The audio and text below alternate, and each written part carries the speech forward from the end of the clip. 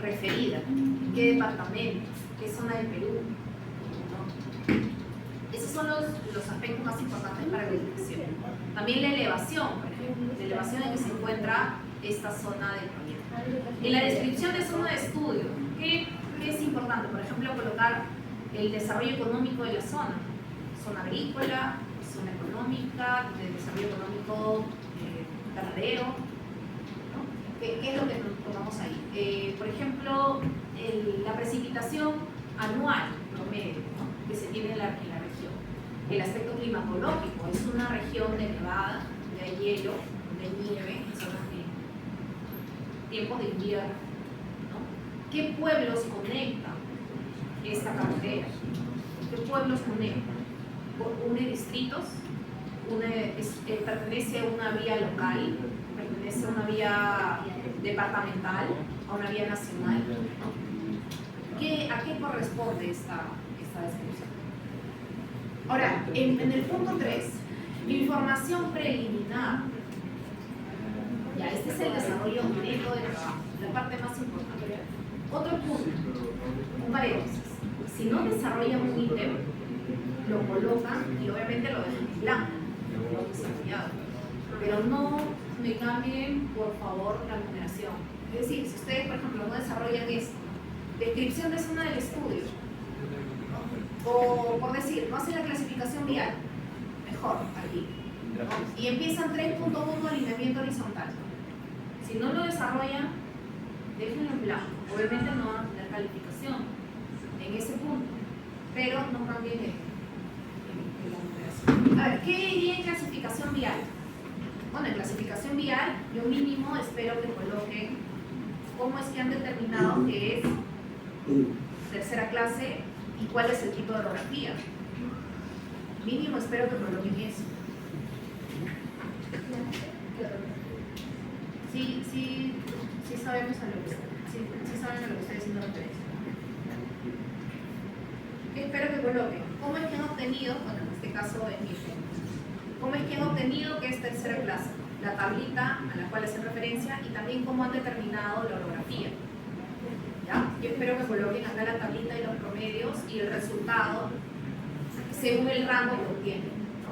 Eso es lo que diría en el punto 3.1. En el punto 3.2, alineamiento horizontal del eje con curvas y progresivas indicadas en el plano. Yo les he alcanzado al inicio del curso unos formatos, unos DWT, que ya lo tienen. En todo caso se los voy a volver a pasar. Esto es para delimitar estilos, delimitar membretes, delimitar escalas de presentación. Ahora se los voy a volver a enviar. Entonces, este alineamiento horizontal debe estar en una lámina. ¿Ya?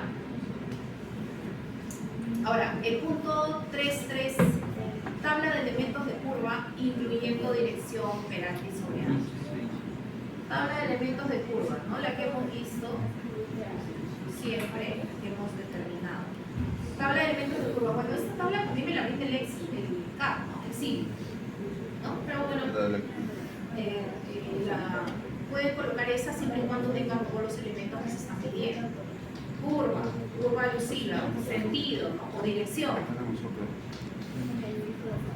Radio para cada una de esas curvaturas.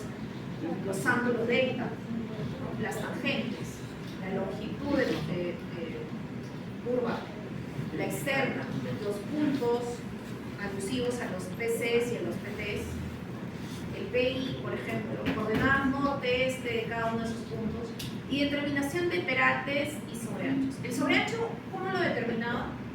Simplemente ingresaba esta fórmula, ¿no? ¿Qué necesito? Lo único que necesito es número de carriles. ¿Cuántos carriles tienen? 2. 2.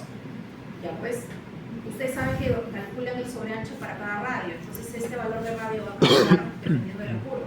El L, ¿a qué hace referencia el L? A la longitud A la longitud, ¿no es cierto? Medida desde la parte frontal del vehículo hasta el eje de la última rueda, del último eje de neumáticos del vehículo. ¿Verdad?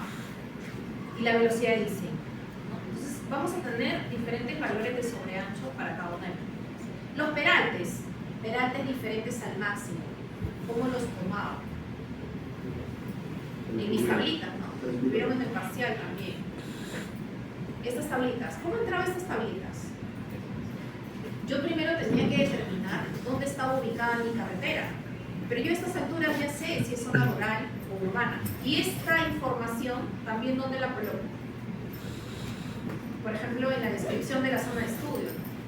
¿Cómo es? Zona urbana, zona rural. Entonces yo ya lo he identificado previamente. Ahora, en este caso, para este ejemplo, era zona rural del tipo 2. Pero en su caso es por lo menos del tipo 3, ¿no? Por lo que he visto en la mayoría. Ya pues, entonces, bueno, ingreso con los valores del radio. Si yo quiero determinar un peralte distinto al máximo, entro a la tabla correspondiente y ingreso con el valor del radio correspondiente. ¿Hasta dónde? Hasta la velocidad de diseño que estoy trabajando. Inmediatamente me va a determinar peraltes diferentes. Y aquí están los peraltes que yo he determinado en base a esta tabla. Lo mismo ustedes van a hacer en su trabajo, ya lo deben haber hecho. ¿Qué otra información nos pide? ¿No? Ya, ese es con respecto a la tabla, ¿no? En el ítem 3.4, determinación de velocidad de diseño. Yo espero que coloquen ahí la tabla de la normativa donde ustedes están seleccionando su velocidad de diseño, ¿no? Y eso lo vimos en la segunda clase. Ingresamos a la tabla y seleccionamos. En mi caso yo seleccioné una carretera de tercera clase de tipo ondulado, una velocidad de diseño de 40, ¿no?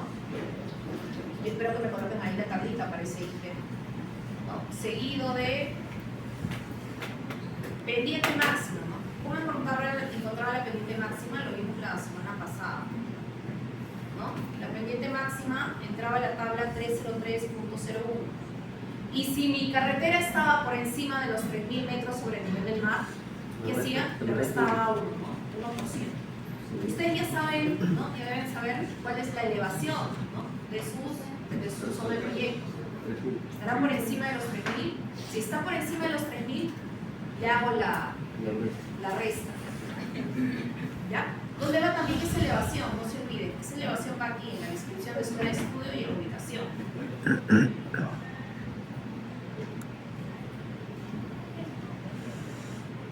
Longitud mínima de curvas de transición, por ejemplo, este va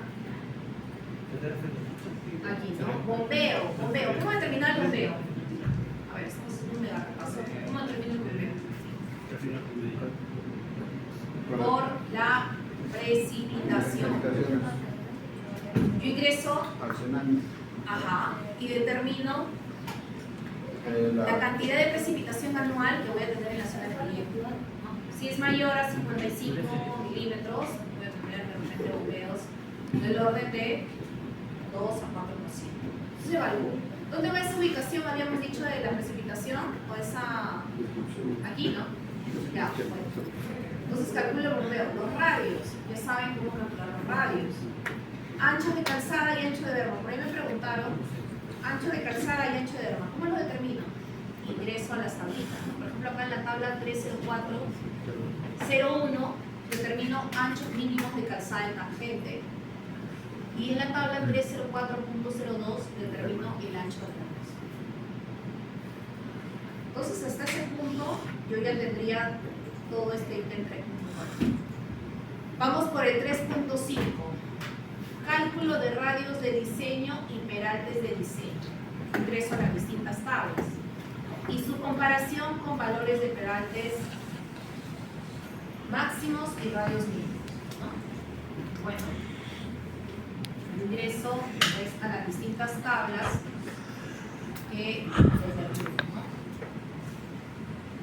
no las tengo, porque tengo radios mínimos y peraltes máximos para el diseño carretera. Puedo determinar acá todos esos valores de rango máximo. Pero ¿cómo determino los peraltes propios menores al máximo? Acá ya vemos esto. Entonces, esta información con su tabla respectiva para su carretera y esta información deberían estar ahí explicadas junto con los cálculos que he hecho. ¿Qué más? Ítem 3.6, curva de transición, espirales, ¿no? Ahí se espera que hagan el cálculo por lo menos para una curva de transición, determinar una longitud mínimo una curva de espiral, ¿ya? Entonces, ¿cuál era el cálculo?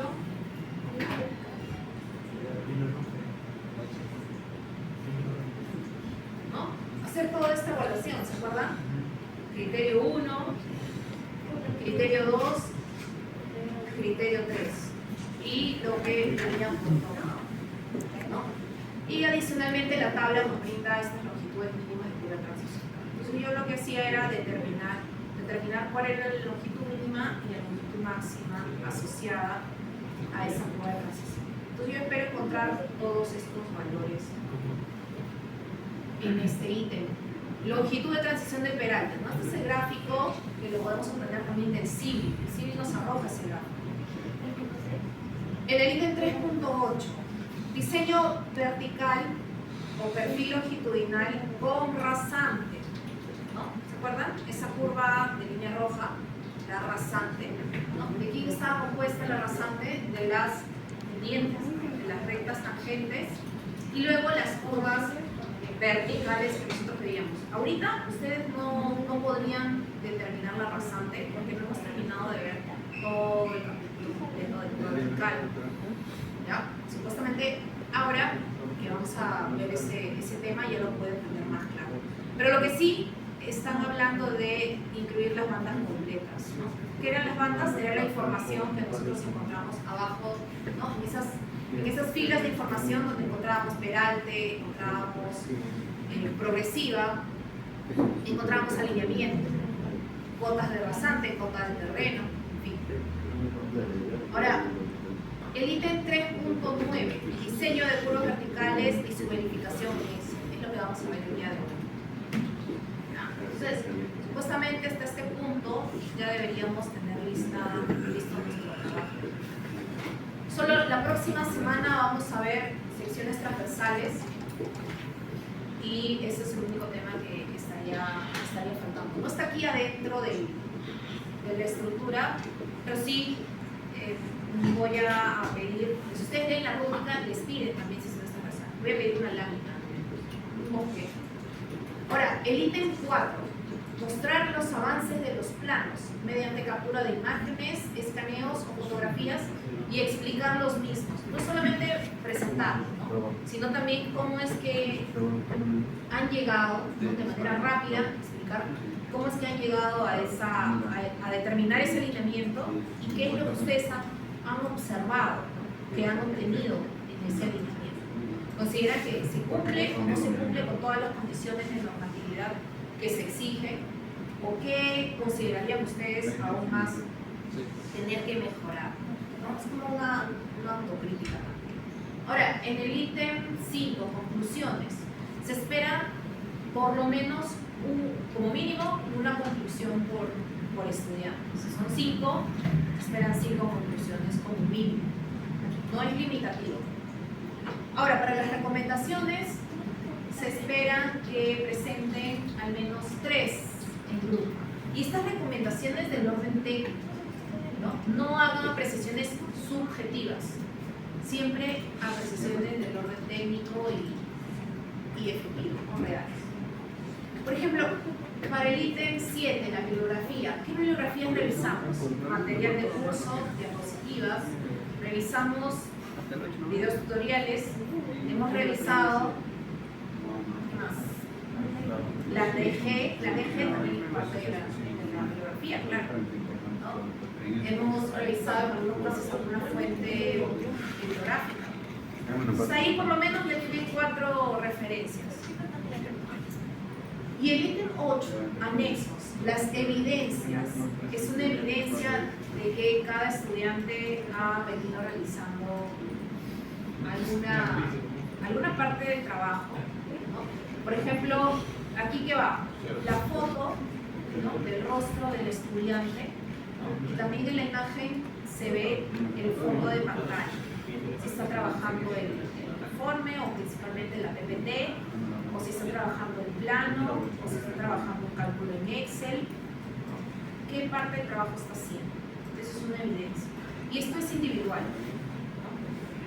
Son 5 integrantes, espero ver las 5 fotografías como evidencia, ¿no? Y todo esto es el contenido. Por eso les digo, todo este índice tal cual debe estar en la diapositiva. ¿Ya? Entonces, por eso les recomiendo que a una cuenta sería bueno que realicen el informe.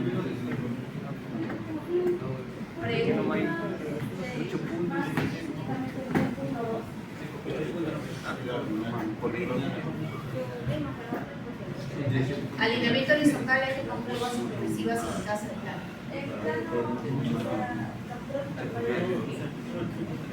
No, justo les hablaba del DBWT. Yo les he entregado una plantilla de impresión del notero. ¿Ustedes qué van a hacer? Le dan a imprimir con esa plantilla, mostrando como referencia su trabajo en esa plantilla, y a esa impresión en PDF o esa captura de pantalla lo muestran. O lo convierten a PDF y pueden mostrar también durante sus presentaciones.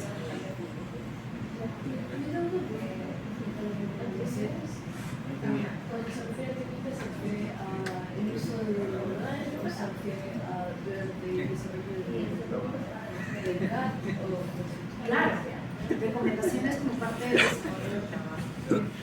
En cualquier juego, utilizando la bibliografía, en el mismo desarrollo del GAT.